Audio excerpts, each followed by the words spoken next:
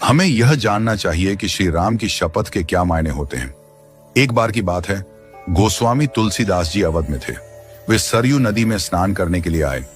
जब वे नदी में उतरकर अंदर की ओर जा रहे थे, उसी समय एक महिला भी वहां स्नान करने पहुंची। उसे जल्दी स्नान करना था। उसने तुलसीदास जी को देखकर प्रणाम किया और कहा, बाबा जी, मुझे शीघ्र स्नान करना अनिवार्य है। आप उस ओर मुख कर नदी में खड़े हो जाइए।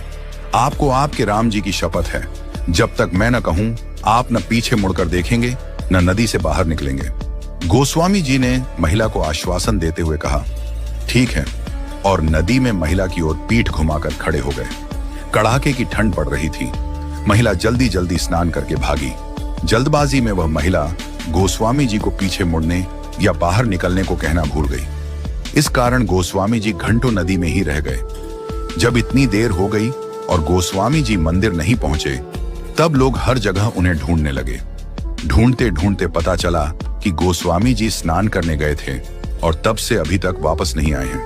उनके साथ के लोग सरयू नदी के किनारे जा पहुंचे और पाया कि गोस्वामी जी नदी में खड़े हैं। उन्होंने गोस्वामी जी से बाहर आने का आग्रह किया, लेकिन गोस्वामी जी ने मना करते हुए कहा, मैं बाहर नहीं निकल सकता हूं। एक महिला ने मुझसे शपथ ली है, यदि वह देवी मुझे बाहर निकलने को कहेंगी, तभी मैं बाहर निकल सकता हूं। तुलसीदास जी की बात सुनकर सभी लोग हैरान हो गए। धीरे धीरे यह बात राजा के पास पहुंच गई। राजा कुछ समझ नहीं पाए। वह शीघ्र ही गोस्वामी जी के पास पहुंचे और उनसे बाहर निकलने की विनती करते हुए कहा, किसी व्यक्ति की शपथ के कारण इस कड़ाके की ठंड में नदी में खड़े रहना स्वास्थ्य के लिए सही नहीं है। सबसे महत्वपूर्ण आपका स्वास्थ्य है। लेकिन गोस्वामी जी ने उन्हें मना करते हुए कहा, मेरे से कहीं अधिक मेरे प्रभु का नाम महत्वपूर्ण है। उन देवी ने मुझे मेरे प्रभु श्री राम की शपथ दिलाई थी। उनका नाम मेरे पूरे अस्तित्व से अधिक महत्वपूर्ण है।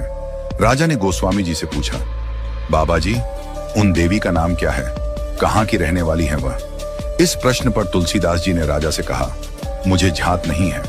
तब राजा ने पूरे अवध में ढोल बजवा के उस महिला को शीघ्र सरयू नदी के तीर पर उपस्थित होकर गोस्वामी जी को शपथ मुक्त करने का आदेश दिया। जैसे ही उस महिला को अपनी गलती का आभास हुआ, वह दौड़ते हुए नदी के तीर पर पहुंची। वहां हाथ जोड़कर क्षमा याचना करती हुई गोस्वामी जी से कहने लगी, बाबा जी, अब आप पीछे मुड़ सकते हैं और नदी से बाहर भी निकल सकते हैं। फिर वह कहने लगी, हे बाबा जी, मुझसे बड़ा अपराध हुआ है। मैं दंड की भागी हूं।